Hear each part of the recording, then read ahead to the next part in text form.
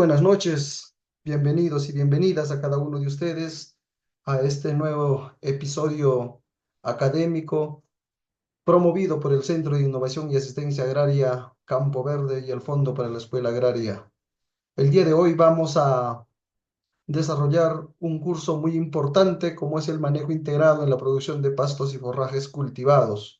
Sino antes agradecerle la presencia de cada uno de ustedes que se van conectando a estas horas de la noche, por supuesto, con las disculpas del caso por el pequeño retraso debido a los temas técnicos. Muy bien, sin otro particular, vamos a desarrollar el tema que nos ha convocado esta noche. Como veníamos hablando, el tema de esta noche es manejo integrado en la producción de pastos y forrajes cultivados. Vamos a hacer una pequeña introducción para ir entendiendo nuestro tema propiamente dicho. Y esto significa de que si hablamos de la producción de pastos y forrajes, se debe a que el éxito en la producción animal se basa principalmente en la nutrición. Los forrajes constituyen la materia prima alimenticia de menor costo para aprovechar las potencialidades de los animales en la transformación de alimento barato y fácil de producir en productos y subproductos para el consumo humano. La producción ganadera de carne y leche se sustenta en la utilización de pastos en pastoreo. Esta condición se presenta debido a dos factores. Uno es la forma más económica de alimentación del ganado bovino y segundo, para la condición y formación social del país. El pastoreo extensivo brinda la posibilidad de mantener grandes extensiones de tierra produciendo con un mínimo costo. Los factores que limitan la producción ganadera en el país son, uno, la baja calidad de los forrajes, la estabilidad en la producción debido al régimen de lluvias, la carencia en adopción de tecnologías apropiadas al ecosistema y condiciones socioeconómicas del productor y gran dependencia de concentrados para la alimentación de animales de alta producción de leche, de materias primas importadas como la soya, el maíz amarillo, principalmente. Sin embargo, dentro de esta pequeña introducción, hacemos referencia más al ganado bovino como parte principal de la alimentación en la producción de pastos y forrajes. Sin embargo, la producción de pastos y forrajes no solamente alcanza al ganado bovino, sino al ganado ovino, al cuye, etcétera, etcétera. Muchos animales que nosotros tenemos pues en la explotación ganadera.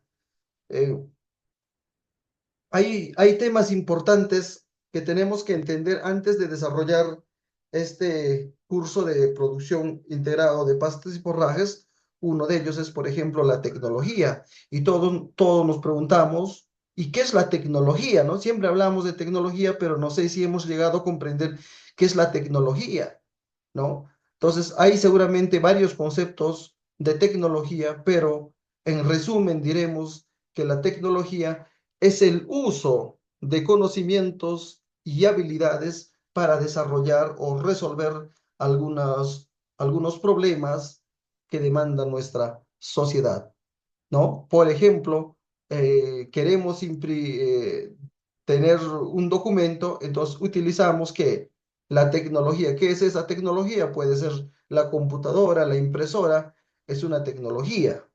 Queremos desgranar el maíz, queremos facilitar el trabajo, entonces tenemos la tecnología, la desgranadora de maíz. El arado, por ejemplo, es una tecnología. La yunta es una tecnología, pero estas tecnologías van avanzando, son dinámicos, ¿no? Con el crecimiento social, con el avance de la ciencia, estas tecnologías se van mejorando. Lo que antes utilizábamos de repente la fuerza bruta del hombre, ¿no? Para cultivar la tierra, hemos ido pasando a una tecnología en que en algún momento ha sido pues eh, lo más, eh, lo más caro y ha sido, por ejemplo, el arado, la yunta. Ahora tenemos dentro de esta tecnología que ha avanzado, ya tenemos pues a los tractores, ¿no?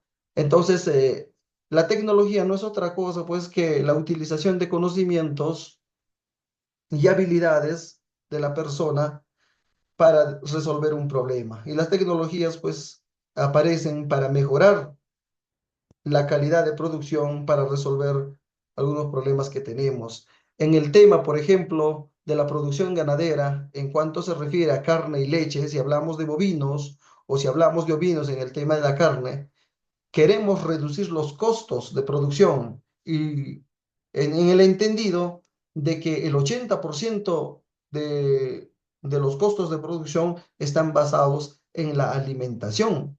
Y la alimentación, pues, entonces tiene que ser óptimo para generar una conversión alimenticia, ¿no? Del ganado, o puede ser del cuy, puede ser de las aves, de cualquier animal que nosotros estemos explotando. Entonces, entendiendo que la alimentación es principal en toda explotación ganadera, entonces vamos a entender también que la producción de pasto no es un simple forraje que debemos de utilizar para la alimentación de nuestros animales. Al contrario, estos alimentos deben ser de calidad, ¿no? Como en lo mismo que pasa para el ser humano, no se trata de llenar el estómago, sino se trata de alimentar. Y dentro de nuestras alimentaciones, los que somos un poco responsables, ya estamos utilizando productos orgánicos, estamos utilizando, haciendo un balanceado en nuestra alimentación. Entonces, lo mismo tenemos que utilizar también en nuestros ganados, ¿no? Entonces, habiendo quedado claro este tema, con esta pequeña introducción, vamos a pasar a lo que significa pasto, para saber qué es pasto. Nuestros conceptos más sencillos nos dicen que se refiere a pasto a las plantas gramíneas y leguminosas que se desarrollan en el potrero y son utilizadas para la alimentación del ganado, es decir, cualquier planta natural o cultivada producida sobre la superficie del suelo y que el ganado aprovecha para alimentarse mientras éste circula o ambula sobre ellos. Entonces, eso es el pasto, ¿no? El concepto de forraje son hierbas, pastos verdes o secos, también algunas especies vegetales de consumo humano como el maíz, caña de azúcar, etcétera, que se emplean para alimentar animales domésticos, especialmente ganado, es decir, es todo aquello que sea cosechado para ser suministrado como alimento a los animales, ya sea verde, seco o procesado. Entonces, el término forraje ya es un término global, mientras que el término pasto es un término específico que se va a referir pues a hierbas, gramíneas o leguminosas cultivados, mientras que forraje son también incluye a los pastos y a la vez a los restos de cosecha de algunos cultivos y que puede ser, no, ya sea verde o ya sea procesado como el heno, el ensilado, etcétera. Entonces, el forraje es un concepto más amplio y que engloba al mismo pasto. Diferencias entre pasto y forraje, vamos a verlo rapidito acá. Pasto, plantas gramíneas y leguminosas que se desarrollan en potreros y se utilizan para la alimentación del ganado. O sea, potreros son lugares donde existen pastos y se utiliza pues al pastoreo de animales, pero los pastos cultivados a lo que nosotros nos vamos a referir son especies que nosotros lo vamos a producir como cualquier otro cultivo y que sea de calidad para la alimentación, ya sea de ganado, vino, vacuno o puede ser de cuy, etcétera. Mientras que forraje ya son gramíneas, leguminosas, cosechadas para ser suministrada como alimento a los animales, ya sea verde, seco o procesado, ¿no? Ejemplo, tenemos henos, vacas,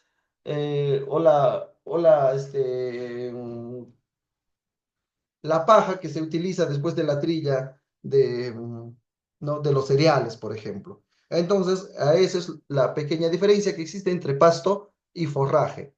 Ahora vamos a hablar del manejo agronómico de estos pastizales y vamos a empezar hablando de rendimiento de pastos. Los rendimientos de los pastos se indican en peso de materia seca, ¿no? Por hectárea y por año. siendo un parámetro importante al momento de elegir el tipo de pasto que se va a establecer o va a utilizar para garantizar el nivel de abastecimiento en un sistema de producción y alimentación animal. Es decir, tengo que calcular la cantidad de pasto que yo necesito, ya sea por día, por semana, por mes, por año, y ¿no? De acuerdo a ello, voy a necesitar la cantidad de hectáreas que voy a utilizar para la instalación de este cultivo. Dentro de estos pastos tengo que evaluar, pues, cuál de ellos me conviene, ¿no? Por su rapidez en cuanto a su madurez y también por su mayor producción en cuanto a follaje y también, ¿no? Sus valores nutritivos. Por ejemplo, la alfalfa, conocida como la reina de las forrajeras, pues es el mejor pasto que tenemos. Sin embargo, se recomienda pues hacer cultivos asociados. Entonces, eso es el punto que tenemos que tener en cuenta cuando nosotros hacemos el cultivo de pasto, ¿no? Los rendimientos de pastos. O sea, esos cálculos son muy importantes. Para hacer estos cálculos a lo que nos referimos, necesitamos como la materia prima, que no es la semilla, la materia prima o el insumo primo, pues es el suelo. Entonces, si tenemos buen suelo, entonces podemos producir y va a depender del tipo de suelo, pues la producción o el rendimiento de nuestros cultivos. Entonces, vamos a hacer una pequeña introducción en el tema de suelos, que es el factor importante en la producción de pastos. El manejo del pasto es una práctica rentable usada en la producción ganadera que proporciona a los animales hierbas y leguminosas forrajeras y mantiene el suelo sano. Se basa en estrategias para mejorar la salud de los pastos y la producción de forrajes, mantener un ecosistema sano y reducir los costos de producción. El éxito depende de saber cómo están interconectados todos los elementos. Por ejemplo, el pastoreo del ganado en los pastizales afecta el crecimiento de la hierba y que a su vez afecta el número de malas hierbas. El flujo de agua para la producción agrícola afecta al medio ambiente y la salud de los animales. Así pues, la mejora en el manejo de pastos y forrajes depende de un control eficaz de cada aspecto. Es decir, no solamente es prestarle atención a un factor, sino estos interactúan, ¿no? De manera que si falla uno, falla todo. Entonces, el tema de suelos es muy importante y sobre todo promoviendo los suelos sanos para una vida sana. Si el suelo está enfermo, obviamente va a tener una baja producción, mala producción, y estos alimentos, en lugar de nutrir, van a terminar contaminando, afectando la salud de nuestros animales, siempre que nos estemos refiriendo al cultivo de pastos.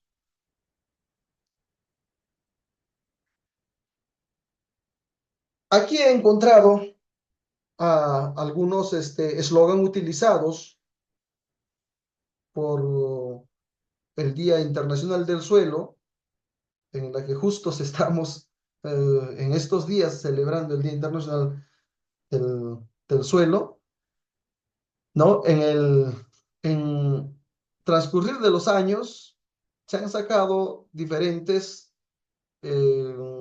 eslogans referidos al suelo como para promover y concientizar a los seres humanos lo que significa el cuidado del suelo. Por ejemplo, en el 2015 se decía que los suelos saludables para una vida saludable, con el fin de concientizar, con el fin de sensibilizar respecto de lo que significa que si hay suelos saludables, habrá vida saludable.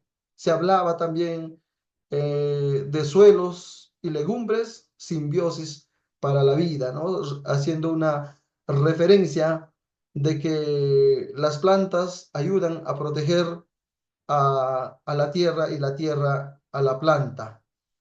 El cuidado del planeta empieza en el suelo, por supuesto, ¿no? Si, por eso hablamos de la madre tierra, y el suelo es importante porque allí no empieza la vida. Si el suelo está muerto, obviamente no habrá vida, pero si el suelo, la tierra está vivo, entonces va a generar vida, va a generar, ¿no? Que ahí inicie toda la vegetación y de la vegetación empieza pues ¿no? Va a depender la vida de todo el ecosistema. Seamos la solución a la contaminación del suelo, ¿no? Es decir, si solamente cuidáramos el suelo, estaríamos avanzando mucho, aportando mucho a que la contaminación pues disminuya. Detengamos la erosión del suelo, salvemos nuestro futuro. La erosión significa pues la pérdida de la calidad y de los nutrientes de nuestro suelo, de la calidad del suelo agrícola. Y si no detenemos pues la erosión, vamos a quedarnos pues o vamos a terminar sin espacios para cultivar. También se ha hablado de mantener viva el suelo para proteger la biodiversidad del suelo. Es decir, solamente algo que está vivo genera vida, algo que está muerto no genera vida. Entonces, queda claro que nuestros suelos son espacios vivos, ¿no? Donde se inicia la vida. Detenerlas en la salinización de los suelos, aumentar su productividad. Significa que tenemos que evitar que nuestros suelos se salinicen para mejorar su productividad y ahí vamos a ir hablando ya pues del pH del suelo, ¿no? Y todos sabemos que el pH del suelo en su nivel neutro es lo más óptimo para nuestros cultivos. En el tema del suelo, vamos a tener un problema mundial, no solamente es de Perú, ¿no? Tenemos, por ejemplo, una población mundial por un lado y por otro lado tenemos la producción de alimentos. Mientras que la población mundial crece en un 25%, y que se tiene previsto, por ejemplo, al 2050 de 9,8 billones de población mundial, tenemos una baja en la producción de alimentos que está pues al 10% y esto no proyectado al 2050. Es decir, la seguridad alimentaria está en peligro toda vez de que tenemos un problema gravísimo en cuanto al tema del suelo. Como podrán ver ustedes en este hemisferio, vamos a encontrar varios continentes. Dentro de estos continentes vamos a encontrar dos tipos de las condiciones de suelo, ¿no? En cuanto a las tendencias. La erosión del suelo, por ejemplo, según la FAO, más del 33% de estos suelos de la Tierra están degradados y el porcentaje podría aumentar al 90% para el 2030. Como ustedes ven, hay muchos países, ¿no? Que tienen ya suelos degradados, ah, y algunos pues están en situaciones ya muy críticas. Entonces, el principal problema mundial es el tema de los suelos y tenemos que preocuparnos por buscar la sanidad de nuestros suelos. Sin embargo, no lo hacemos cuando hacemos un uso indiscriminado de químicos y agroquímicos cuando queremos producir algún cultivo. Este uso indiscriminado de estos agroquímicos, de estos pesticidas, insecticidas, herbicidas, terminan dañando la salud de nuestros suelos. Eso es el principal y gran problema que afronta nuestra humanidad cuando se hace, por ejemplo, cuando se hacen las quemas, cuando se dan los incendios forestales, se afecta a la madre tierra, ¿no? Se mueren con ellos todo el ecosistema, todos aquellos que cumplen un papel preponderante en la conservación de suelos y en la conservación de la vida. eh, entonces terminan desapareciendo y por ende pues se genera la muerte de nuestra madre tierra. Esto es en cuanto a los problemas que tenemos en el tema de suelos. eh, y ahora pues vamos a hablar ya de la parte este, de la solución para mejorar nuestros suelos, ¿no? Ya hemos visto cómo nuestros suelos pueden afectar nuestros cultivos y vamos a ir aterrizando en el tema de las soluciones y vamos a ver el tema del diagnóstico de la calidad de los suelos y aquí vamos a encontrar que lo primero que se debe hacer para instalar cualquier cultivo, y en este caso, si hablamos de pastos, es hacer el muestreo de los suelos. Este muestreo de los suelos debe ser pues de una forma adecuada, de una forma oportuna, óptima, para determinar la existencia de los macro y micronutrientes que tienen nuestros suelos. No solamente se trata de instalar un cultivo por instalar y luego echarle pues o fertilizarle a través de agroquímicos o a través de estiércol o de otros abonos orgánicos conforme lo requiere nuestra planta. Es necesario hacer este muestreo de suelo para identificar la cantidad de nutrientes que ya tiene y, y qué porcentaje es la que falta pues para producir algún cultivo. Entonces, como vemos aquí, el muestreo de suelos se hace pues utilizando algunas técnicas. Estas técnicas pues consisten en hacer el cateo de diversas partes de un predio donde se va a instalar un cultivo y, ¿no? Y se recoge las muestras de las paredes de este hoyo que se ha hecho, se combina y luego esta combinación, ¿no? de esta tierra se lleva al laboratorio y en el laboratorio ya pues nos van a indicar cuál es el resultado de nuestro análisis de suelo. Y aquí vamos a ver el tema del pH del suelo. Vamos a detenernos un poquito a hablar del tema de suelo porque es importante para instalar cualquier cultivo. Y aquí tenemos, por ejemplo, la clasificación del pH del suelo, ¿no? Y tenemos, por ejemplo, acá los valores que son mayores a 3,5%, por ejemplo, en cuanto se refiere al suelo ultra ácido, ¿no? Extremadamente ácido, vamos a hablar entre 3,5 a 4,4. Muy fuertemente ácido, entre 4,5 a 5,5. Entonces, y así vamos a tener, y acá es lo más óptimo que necesitamos, es 6,6 a 7,3, ¿no? Este es el suelo saludable, la que necesitamos para producir cualquier cultivo. Vamos a tener de igual manera ligeramente alcalino, moderadamente alcalino, fuertemente alcalino, y acá están pues, este es la clasificación del pH del suelo según el USDA, ¿no?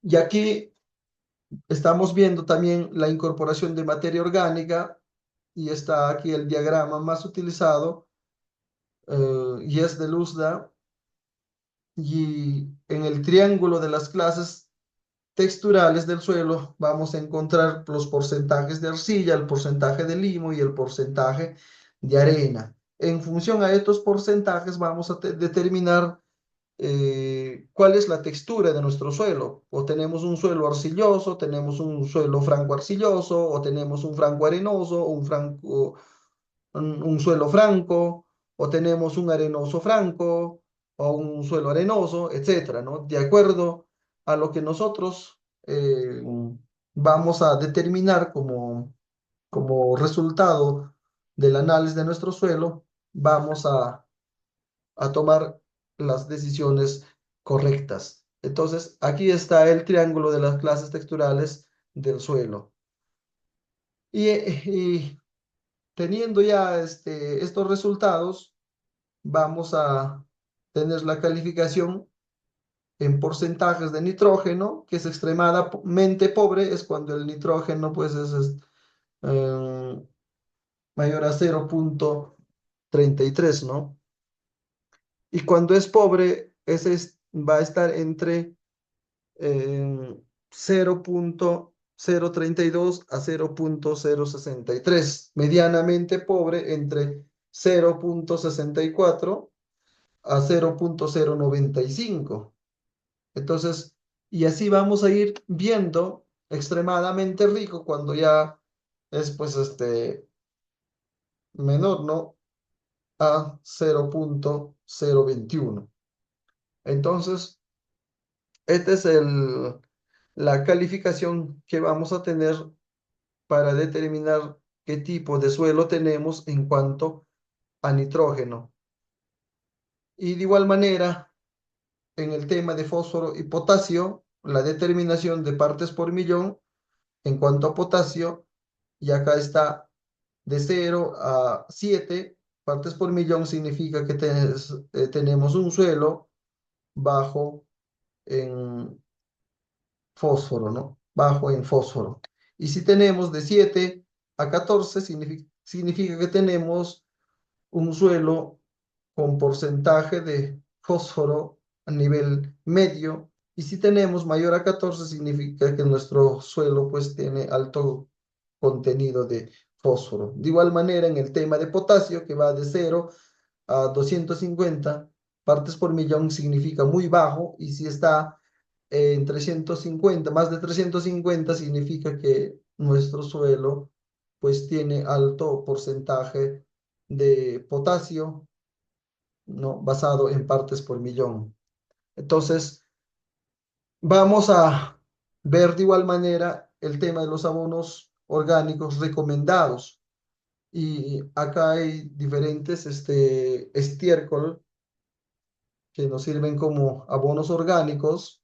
Vamos a tener en el tema de cuy, y aquí van a ver ustedes, en cuanto a nitrógeno, es de 2,4, mientras que el de fósforo es de 2,6 y en el caso de potasio es 2,5, ¿no? Entonces, de igual manera, la gallina o la gallinaza, que en nitrógeno va a estar en 1,8, en el tema de fósforo en el 2,6, igual que la del cuy, y en el tema de este potasio vamos a tener 2,8, ¿no? Que es mayor a la del cuy.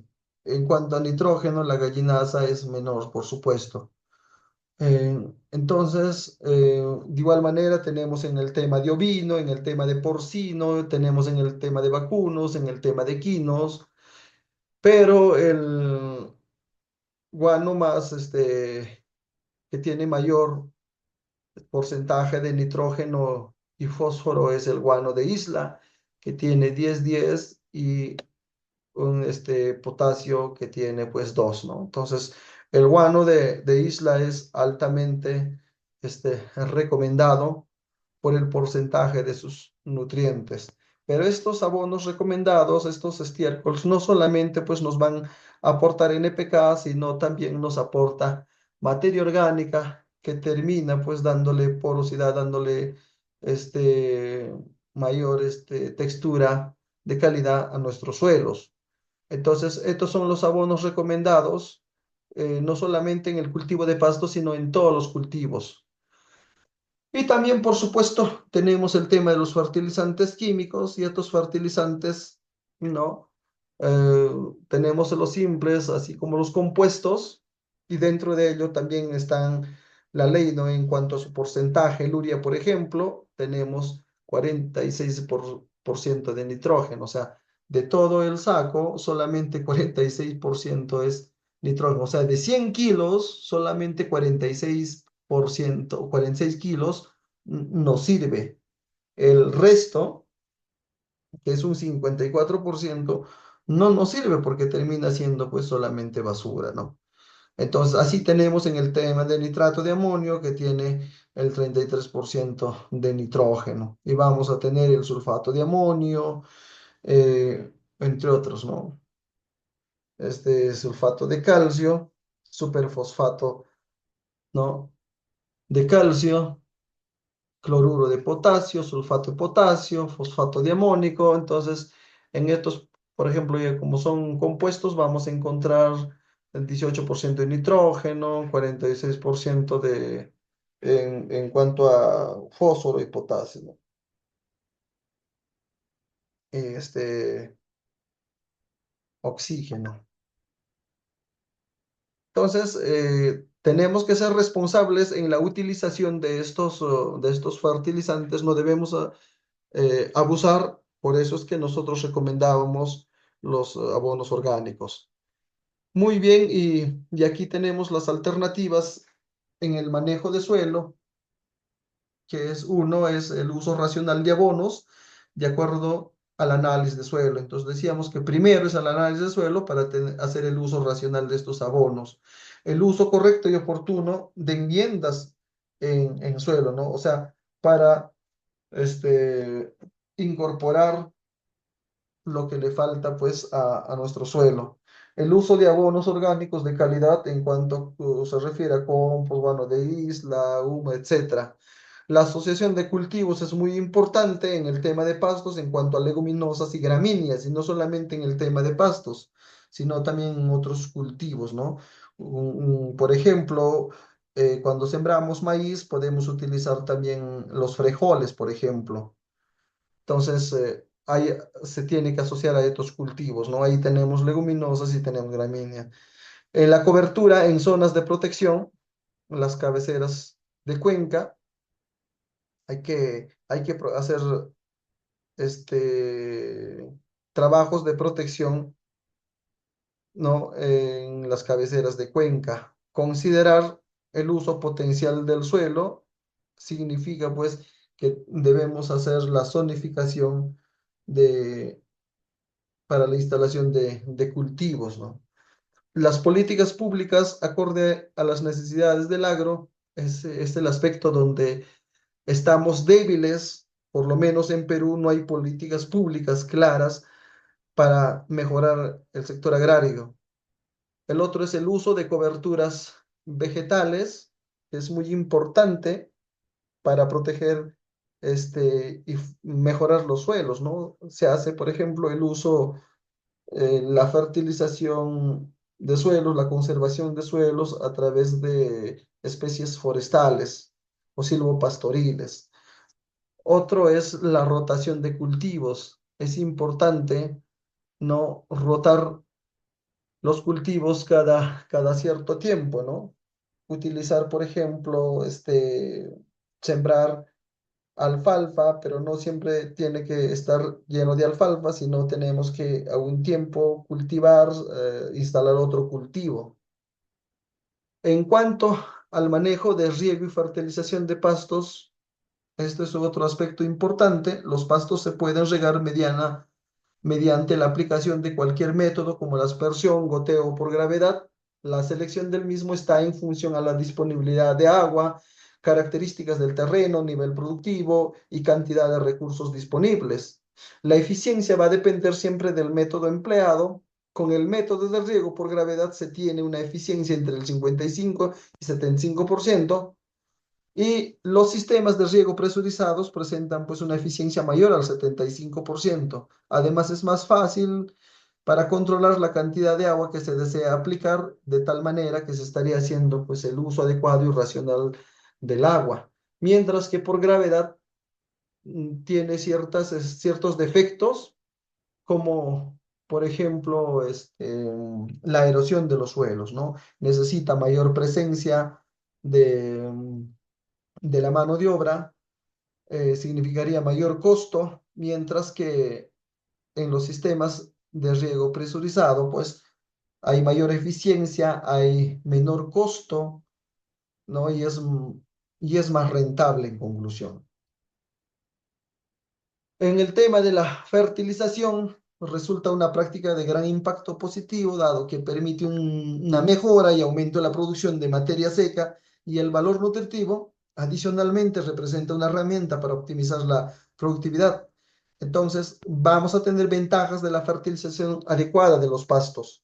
La mayor producción de biomasa y proteínas va a depender de cuán fértil sea nuestro suelo y cuán eh, adecuado sea nuestra fertilización de los cultivos.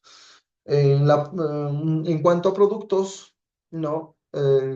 Si nos referimos a leche y carne, vamos a tener pues con mayor calidad y cantidad de nutrientes y minerales, porque del consumo de estos pastos, entonces pues se va a transformar. Recuerden que hablamos de una conversión alimenticia, ¿no? Si alguien pues está bien nutrido, bien alimentado, con alimentos de calidad, entonces pues esto va a tener mayor calidad en cuanto a los productos, por ejemplo, de leche y carne.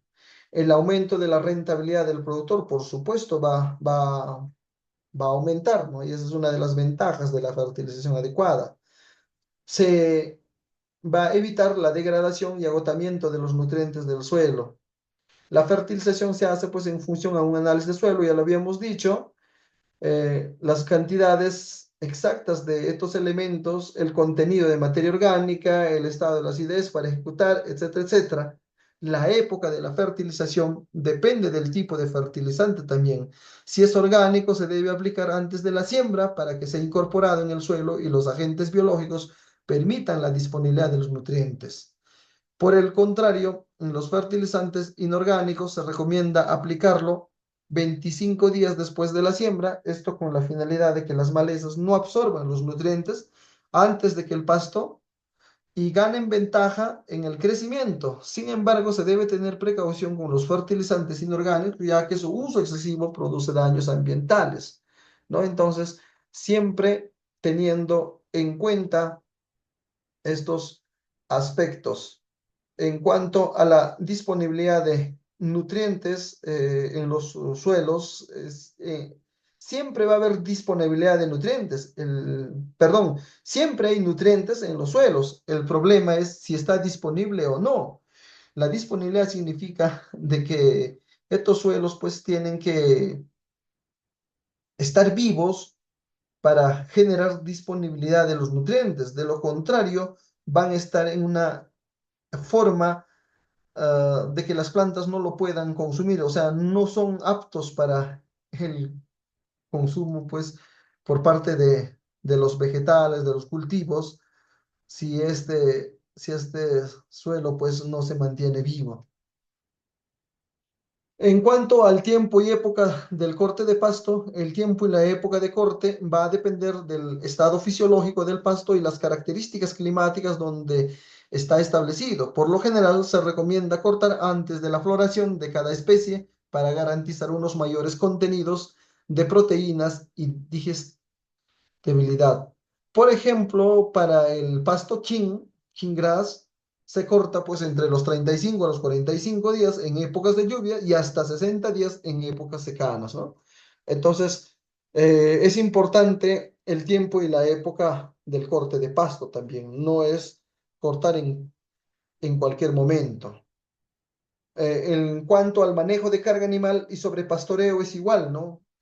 Esto es en caso que lo utilicemos los potreros en términos de pastoreo. La carga animal es la relación que existe entre la cantidad de animales y la superficie ganadera que ocupan en un tiempo determinado. Cuando ocurre una carga no adecuada, se produce el sobrepastoreo que se caracteriza, uno, por ser una actividad en la que las plantas destinadas a la alimentación animal son sometidas a un pastoreo intensivo durante periodos muy largos.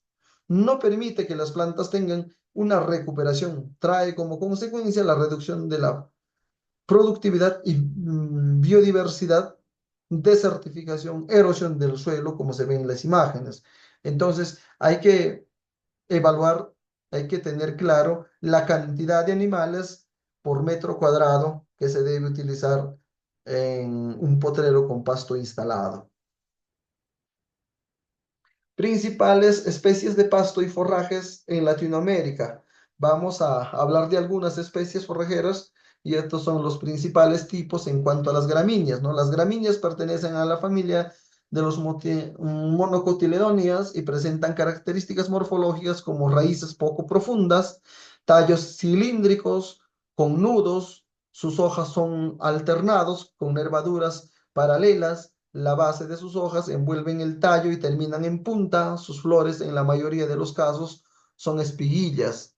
Y aquí lo que debemos evaluar es el tema de las raíces, ¿no? Significa que si no hay agua, si la raíz es poco profunda, significa pues de que se estresa, le da el estrés hídrico y termina pues secándose. Entonces, para épocas secanas no nos va a servir, ¿no? Solo para épocas de lluvia. En cuanto a las leguminosas, son plantas dicotiledóneas que tienen la particularidad de formar en sus raíces unas estructuras llamadas nódulos que surgen como resultado de la interacción que existe entre estas plantas y las bacterias del género Rhizobium, capaces ¿de qué? De tomar y fijar nitrógeno atmosférico. De esta manera se establece una simbiosis, ¿no? Con las plantas y lo almacena en sus hojas en forma de proteína.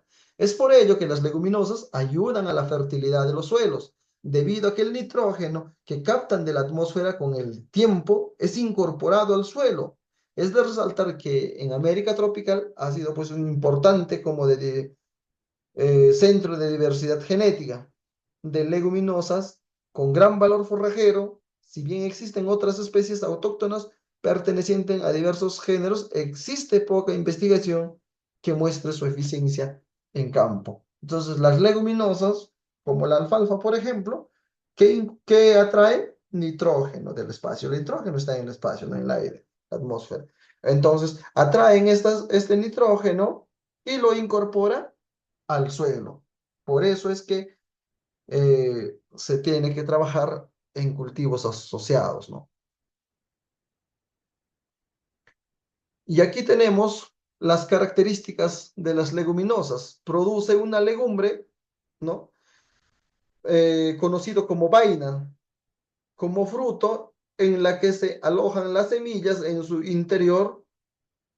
Cuando se madura, se abre longitudinalmente en dos, facilitando que las semillas se dispersen. Además, poseen altos contenidos de proteína, mira, entre el 14 al 32% en sus hojas y superior de 30% en sus semillas. Presentan bajos niveles de fibra, lo que implica una alta digestibilidad, altamente aprovechable por el animal, lo que hace que sus contenidos energéticos sean similares a una gramínea. También almacenan azúcares, almidones y grasas, las que la convierten en suplementos altamente energéticos y proteicos. En este sentido, se observa en la figura, mira, la diferencia que va a existir, las diferencias morfológicas entre una gramínea y una leguminosa. Estas son las vainas, ¿no? Y esto pues van a estar pues en estos cultivares.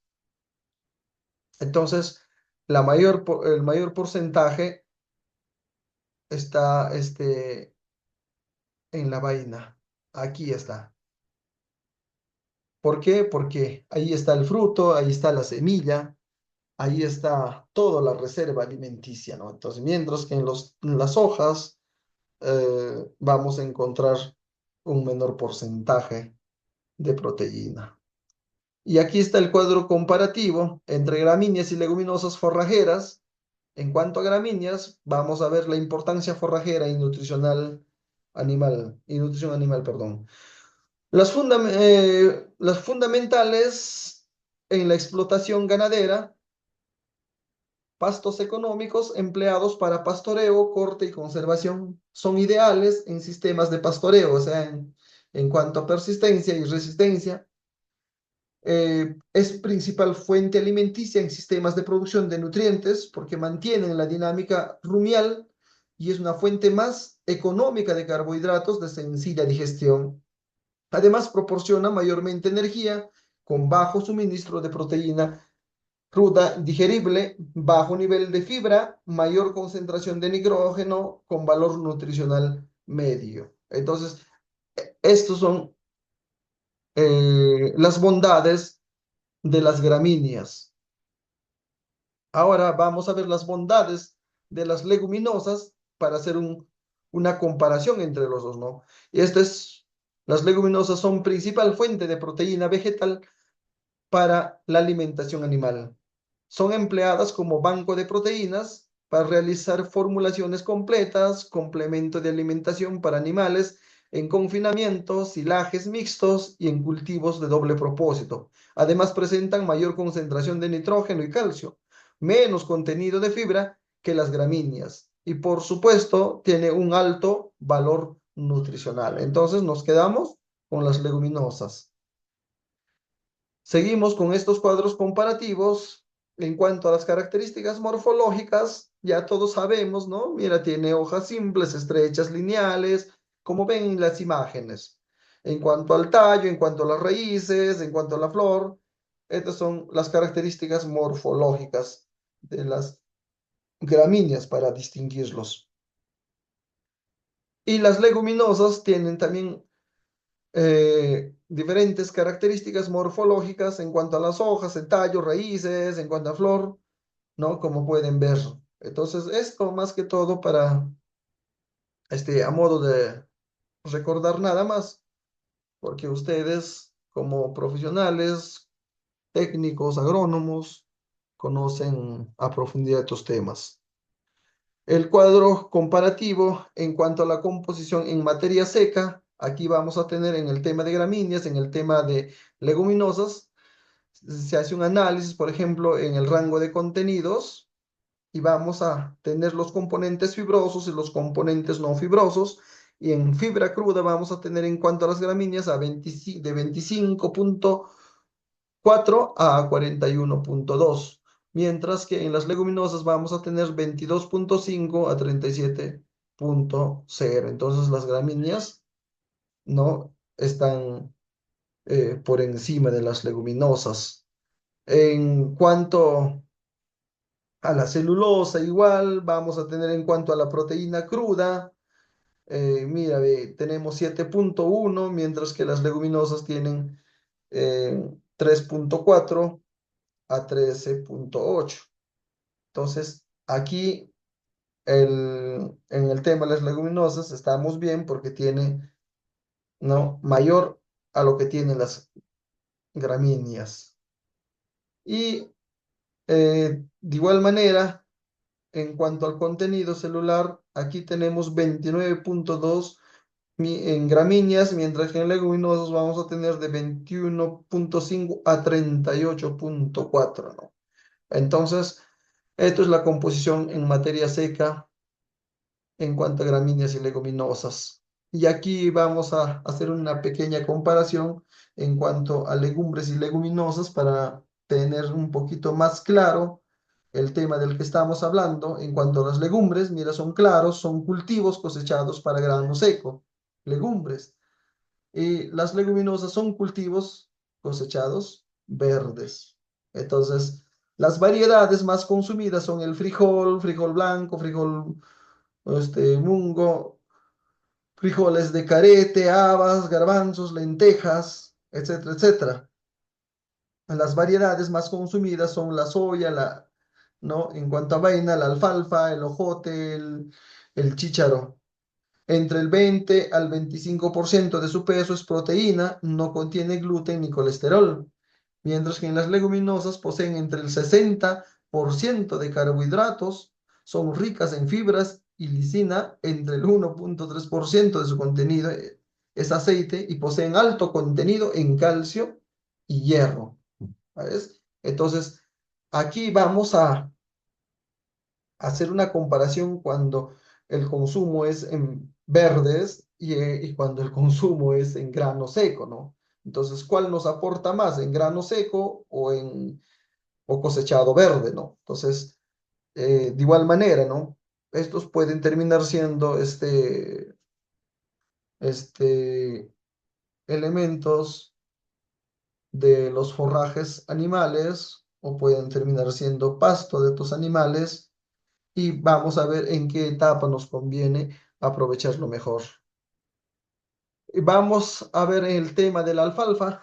Es uno, habíamos dicho, la alfalfa es considerada la reina de las forrajeras y vamos a ver algunos aspectos importantes en cuanto al origen.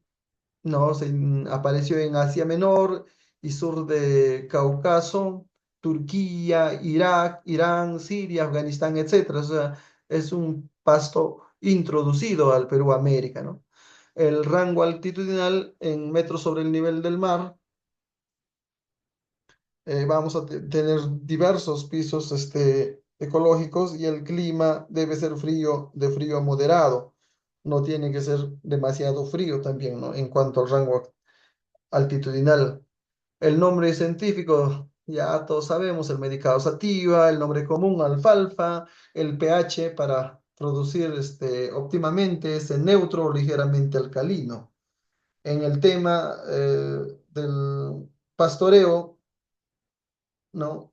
Se da también por corte, en cuanto a los usos, se da por pastoreo, se da por cortes y se da también en otros usos. En el tema del clima, el rango óptimo de temperaturas, según las variedades, va desde los 18 hasta los 28 grados centígrados.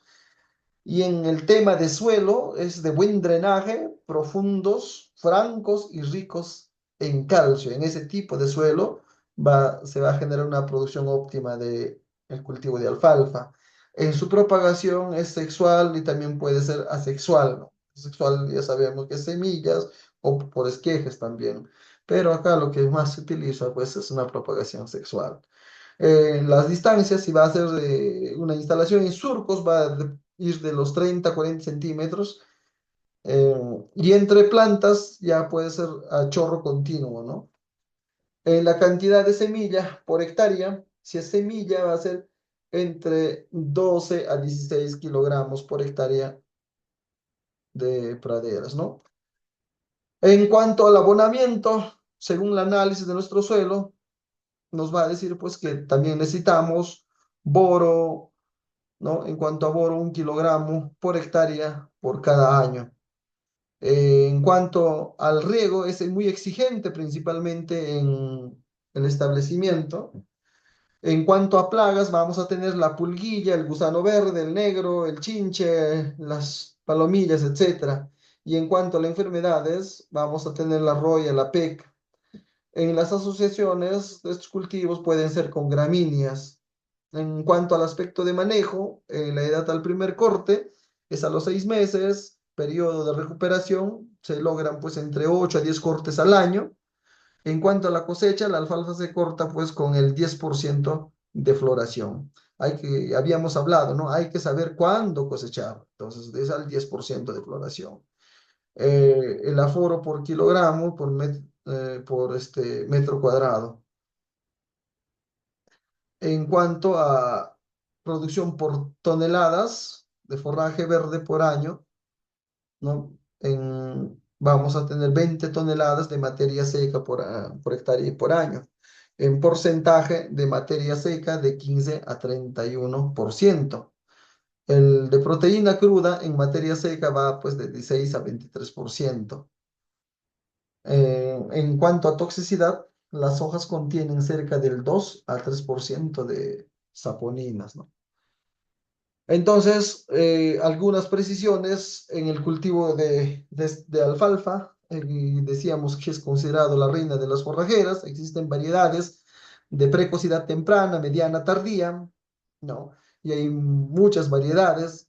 La gran difusión de su cultivo fue llevada a cabo por los árabes a través del norte de África, llegando a España, donde se extendió a toda Europa. La importancia del cultivo de la alfalfa va desde su interés como fuente natural de proteínas, de fibra, de vitaminas y minerales, así como su contribución paisajística y su utilidad como cultivo conservacionista de la fauna. Además, la fijación simbiótica del nitrógeno para el propio cultivo y para los siguientes en la rotación de las que forma parte. Es decir, donde hemos sembrado alfalfa, pues va a haber presencia de nitrógeno para el siguiente cultivo.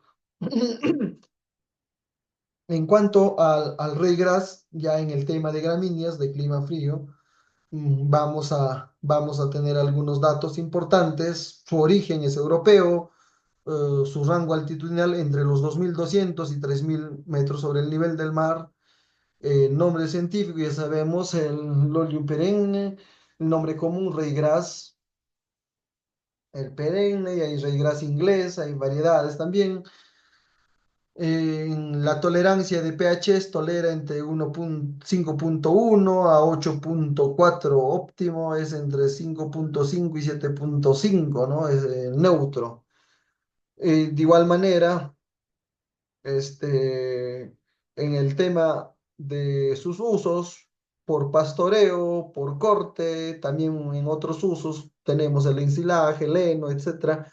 En cuanto al clima, debe ser frío y húmedo. En cuanto al suelo, franco o franco arcilloso. La propagación es sexual, nada más. Y en las distancias, entre surcos a 30 centímetros y plantas igual al chorro. La cantidad de semilla por hectárea en las semillas es de 30 a 35 kilogramos por hectárea. Entonces, en cuanto a las labores culturales que tenemos que tener en cuenta, es el abonamiento según el análisis de suelo, altos niveles de fertilización, riego por precipitación de 100 eh, no, milímetros por mes. En cuanto a las plagas, vamos a tener la presencia de áfidos, pulgones y, y grillos. En cuanto a las enfermedades, vamos a tener la roya y la peca también. En cuanto a las sucesiones, este se puede asociar con pasto, con la festuca alta, con trébol, con alfalfa, pasto porcher, etcétera. En el aspecto de manejo, la edad al primer corte se da a los 90 días, el periodo de recuperación de 28 a 35 días en invierno, la cosecha cuando las espigas estén en el estado lechoso. Ese es óptimo, ¿no? En cuanto al valor nutricional, vamos a tener la producción de toneladas eh, de forraje verde por año, 10.2 toneladas, ¿no? Por hectárea por año. Y en el porcentaje de materia seca nos va a contribuir de 24 a 31%. En cuanto a la proteína cruda en materia seca, nos aporta de 17 a 21%, y en el toxicidad pues no hay reportes para el ryegrass. Algunas precisiones que tenemos que tener en cuenta. Desde el punto de vista forrajero, cabe destacar tres especies, ¿no? El ryegrass inglés, el ryegrass italiano y el ryegrass híbrido, ¿no? Entre estas ambas especies. Se han adaptado muy bien al clima frío y es un pasto denso con mucho follaje, crecen macollas de tallos firmes, erectos, excelente sabor y buena aceptación por los animales, resistente al pastoreo continuo y muy cerca del suelo. Es muy resistente a las heladas y tolera periodos largos de inundación de 15 a 25 días, por ejemplo, ¿no? Entonces ya tenemos los datos precisos referente a este ryegrass. Entonces, hemos visto los dos principales pastos más utilizados, más cultivados en la producción de o explotación de ganados o crianza de animales menores. Los pastos naturales autóctonos de Latinoamérica vamos a tener, por ejemplo, es el Paspulum atratum. Se comprende cerca de 400 especies, todas ellas originarias en las regiones de clima cálido, tropical y subtropical de América. Se adapta bien a suelos con niveles de drenaje desde bueno hasta imperfecto, buena tolerancia de inundaciones frecuentes, excelente producción de forraje, rápida velocidad de establecimiento, buena aceptación por bovinos y equinos, tolerante al fuego, excelente productora de semillas, ¿no? Entonces, estos son los pastos naturales, pero nosotros estamos hablando de pastos cultivados, pero referencialmente vamos a ver alguno, ¿no? El pasto guatemalteca, por ejemplo, ¿no? Y Vamos a ver algunas características. Su origen es México, América Central, aunque se produce semilla, normalmente se le propaga por brotes basales, es perenne, de porte alto, puede alcanzar una altura de hasta 3 metros y posee inflorescencias monoicas, terminal y axilar, como pueden ver, como la chala, ¿no? La forma, macollas grandes que pueden contener más de 40 brotes por macolla. Se adapta bien a climas cálidos, hasta los 2000 metros sobre el nivel del mar, y precipitaciones que oscilan entre los 800 a 2000 milímetros por año y prefiere suelo franco, arcilloso con buen drenaje. De igual manera, acá hay otro pasto, el zacate gigante, que también no es originaria de México, es perenne, tallo erecto, sin pelo, se propaga por semillas, buen pasto. Tenemos la leucaena, como pueden ver, acá tiene algunos datos importantes que tenemos que tener en cuenta. Sus hojas son ricas en minerales como calcio, fósforo y vitaminas, por ejemplo, ¿no? Pastos introducidos. Tenemos pues a las gramíneas de mayor importancia forrajera para el trópico, son originarias de África, mientras que gran parte de las especies de zonas templadas en América son originarias de Europa y Asia Menor. Según lo mencionan algunos investigadores, ¿no? Aquí tenemos datos importantes en relación con los géneros de origen tropical o intertropical de gran valor forrajero, ¿no? Tenemos varias variedades. Pasto San Martí, de igual manera, tiene crecimiento erecto y tenemos algunos datos. De igual manera, acá tenemos a la brachiaria, que tiene un crecimiento rastrero, estolofonífero, con brotes laterales, reproductivos, muy importante también en la producción ganadera. Humidícola también es otra variedad muy importante también. De igual manera, vamos a tener a esta especie también que es la Brachiaria humidícola, originario de Australia, ¿no? De alta paliatividad, de buen valor nutritivo, crece en cualquier tipo de suelo, clima, excelente, ¿no? El pasto Camerón, de igual manera, el pasto elefante, ese es un pasto muy conocido, requiere de suelos de alta fertilidad y humedad. Por esa razón abunda mucho pues, en suelos ribereños, a orillas de los cauces de las aguas, es resistente a las plagas y enfermedades. Muy bien, de igual manera, la mar alfalfa, ¿no? Este pasto es más exigente a la fertilidad del suelo, sobre todo con el pH en comparación del Kinggrass y el Camerún, ¿no? Pasto Castilla, de igual manera. Hay muchos pastos aquí, ¿no? El pasto mulato.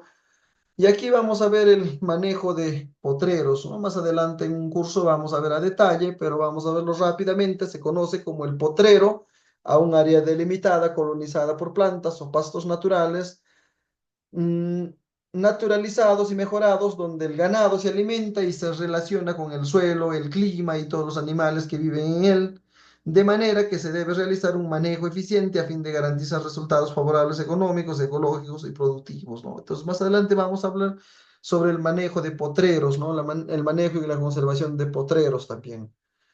Los conceptos relacionados al tema de potreros es el tema de la carga animal. Como se mencionó anteriormente, es un parámetro productivo que relaciona animales y superficie ocupada durante un tiempo determinado de pastoreo, ¿no? Muy importante para lograr un pastoreo óptimo en función de la productividad de los animales sin deteriorar el pasto y el suelo, tal como se muestra en esta figura, ¿no? La ganancia por animal, ¿no? Igual a tiene que ver con la producción de pasto y la carga animal, ¿no? Acá se ve, por ejemplo, un subpastoreo, un pastoreo adecuado, el óptimo y el sobrepastoreo, ¿no? Cuando hay mayor mayor carga animal, entonces ¿qué se produce? Un sobrepastoreo. Y cuando hay menor carga animal es un subpastoreo. Pero si hay una carga animal intermedia, entonces un pastoreo adecuado y óptimo. Y va a depender, mira, ve, en el subpastoreo hay una ganancia por animal, mientras que en el pastoreo adecuado es intermedio, pero en el sobrepastoreo ya hay una nula producción primero de pasto, de producción, y la ganancia por animal, ganancia por unidad de área es mínima, ¿no? Entonces, es importante la carga animal en la producción de pastos. La unidad animal corresponde a la vaca, a una vaca de carne de 450 kilos de peso que amamanta un ternero, ¿no? Menor a 6 meses, consumiendo diariamente de 3% de su peso vivo en materia seca, debido a que existe variación en relación a la categoría de los animales y su peso. Actualmente utilizan equivalencias que se mencionan en la tabla a continuación. Mira, ve, aquí tenemos los animales y aquí tenemos peso por kilogramo y la unidad animal, ¿no? Vamos a verlo más adelante. Y aquí está la enificación, ya cuando hablamos de forrajes, la enificación es un método de conservación de forraje seco producido por una rápida evaporación del agua contenida en los tejidos de la planta, donde se comienza pues a empacarse en forma rectangular o de rollo circular cuando la humedad está próxima al 20%, ¿no? Estabilizándose alrededor del 15% durante el almacenaje. Entonces, esto es una forma de forraje. Acá tenemos el enolaje. Como pueden ver, es un método intermedio entre el proceso de nidificación y el ensilaje, donde la humedad del forraje a utilizar sufre un proceso hasta llevarlo hasta un 50%, luego será envuelto con polietileno o embolsado en bolsas stretch con el objetivo de ser sometido a un proceso de fermentación anaeróbica, ¿no? Entonces, esa es la forma como se procede con el enolaje.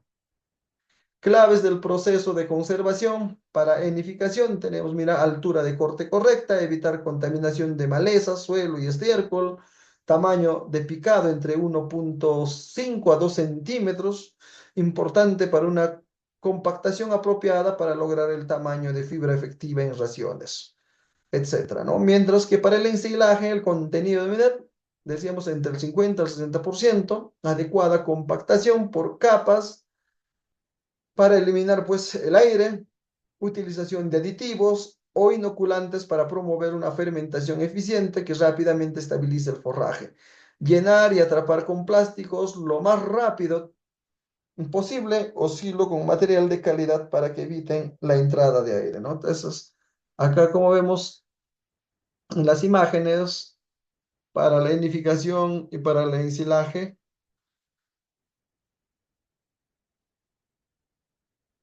las nuevas tendencias en pastos y forrajes. Vamos a ver el forraje verde hidropónico, ¿no? Ya está de moda. El forraje verde hidropónico es una tecnología de producción de biomasa vegetal obtenida a partir de crecimiento inicial de las plantas en los estados de germinación y crecimiento temprano de plántulas a partir de semillas viables. De esta forma, el producto final es un pienso forraje vivo de alta digestibilidad, de calidad nutricional y muy apto para la alimentación animal, ¿no? Esto se utiliza también en la producción de cuyes bastante hoy en día. Entonces, esta es la nueva tendencia en cuanto a pastos y forrajes. Las características técnicas, miran, alta digestibilidad, alta calidad nutricional, elevada sanidad e inocuidad.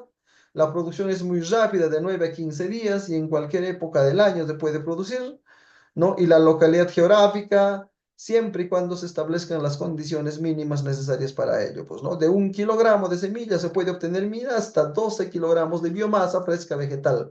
No es tan exigente con las instalaciones y equipos a utilizar, es decir, se pueden realizar ajustes alternativos en función de la disponibilidad del recurso del productor. Excelente. Muy bien, muchísimas gracias. Esto ha sido